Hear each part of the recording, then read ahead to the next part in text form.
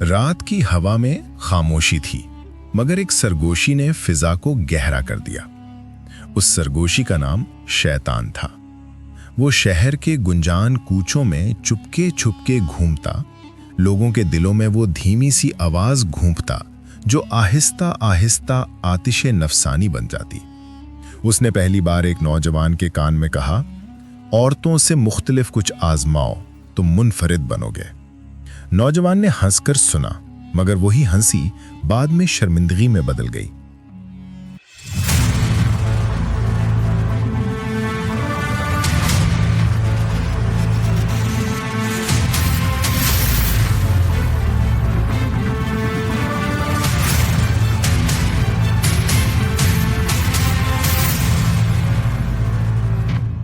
وقت گزرتا گیا، وسوسے بار بار دہرائے گئے۔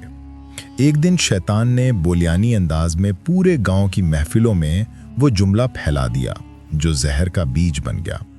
تمہارے گھر آنے والے مہمان تمہاری سبزیاں، پھل اور گوشت کھاتے ہیں، ان سے انتقام لو، ان کے ساتھ وہ کرو جو کسی نے کبھی نہ کیا ہو۔ اس جملے نے جیسے فضا بدل دی۔ پہلے تو کچھ لوگوں نے ہنس کر ٹال دیا، مگر پھر وہ بہکاؤ کھیل میں بدل گیا۔ مذاق، پھر رسم، پھر عادت۔ مرد ایک دوسرے کے سامنے فخر سے بولنے لگے، ہم نے وہ کیا جو کسی نے نہ کیا۔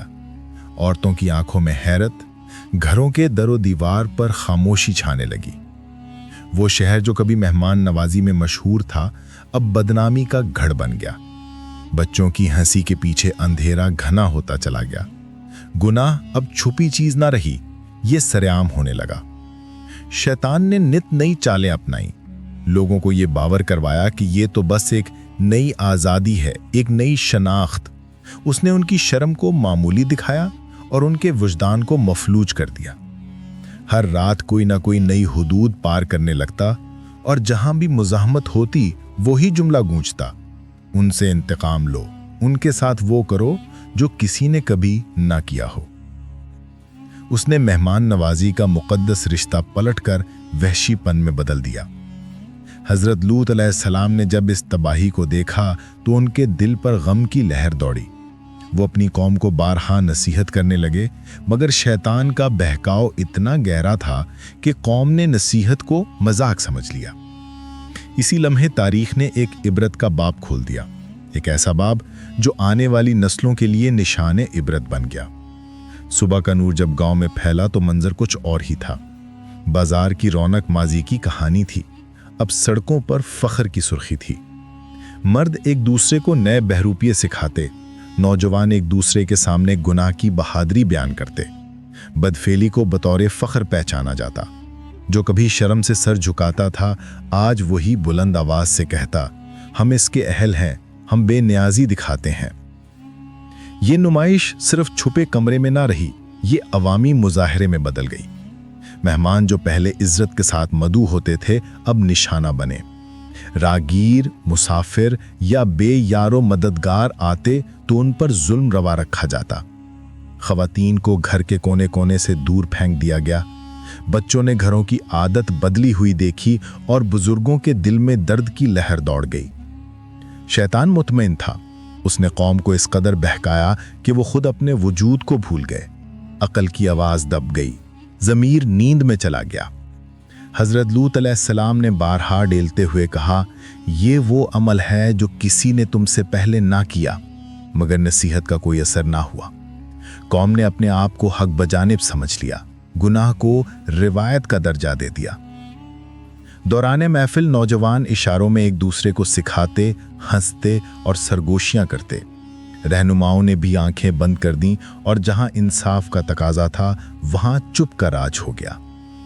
اس بستی کا ہر کونا ایک خطرے میں بدل گیا۔ اخلاقی، سماجی، روحانی، ہر سطح پر زوال تھا۔ حضرت لوط علیہ السلام نے اپنی قوم کے لیے آنکھیں نہیں بلکہ دل سے رویا۔ وہ رات دن اللہ کی رحمت کے سامنے ان کے لیے دعا کرتے، نصیحت کرتے اور ان کی اصلاح کے لیے ہر ممکن کوشش کرتے۔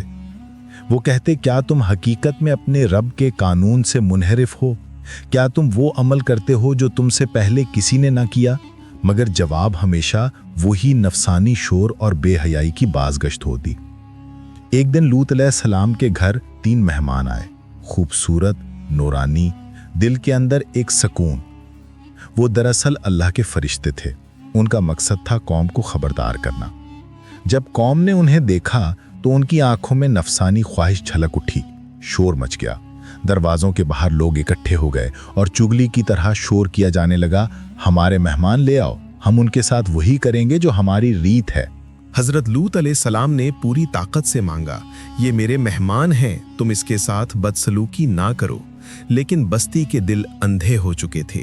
वो अपनी बर्बरियत पर फख्र करते और लूत अलैहिस्सलाम के अल्फाज को चैलेंज समझा करते। उनमें से कुछ ने तो अल्लाह को भूलकर अपनी ख्वाहिश को इलाह बना लिया था। कहानी यहाँ से सनसनीखेज मोड़ लेती है।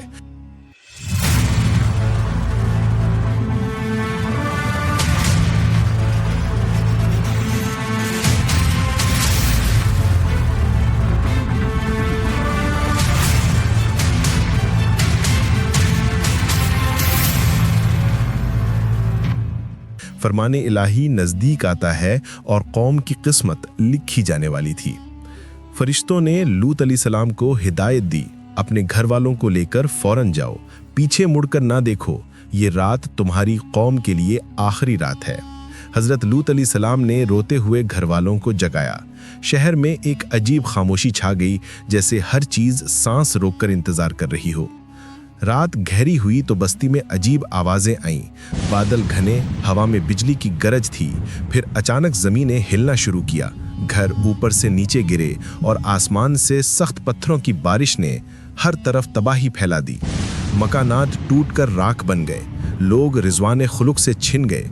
जो लोग फख्र और जुल्म में डूबे थे वही सबसे पहले उलटकर मारे गए। कुरान ने अपनी सादा मगर खौफनाक ज़बान में बयान किया कि अल्लाह ने उनकी बस्ती उलट दी और उन पर पके हुए पत्थरों की बरसात की। जो सरजमीन कभी कहकहों की, रक्स और खुशी की मरकज़ थी, वो वीरान व कब्रिस्तान बन गई। वहाँ अब कोई मुसाफिर नहीं जाता, परिंदे भी परिंदा नहीं रहते। इस जगह के आसार आज तक मौजूद हैं, एक जिंदा निशाने इबरत। सुबह सहर के आने पर जो मंजर था वो मखलूक़ात के लिए एक दायमी इंतबाह बन गया। हजरत लूत अलैहिस्सलाम पहाड़ पर खड़े होकर अपने रब से दुआ करते और उन आंखों में जो दुख था वो पूरी कौम की बिगड़ती तस्वीर दिखाता था।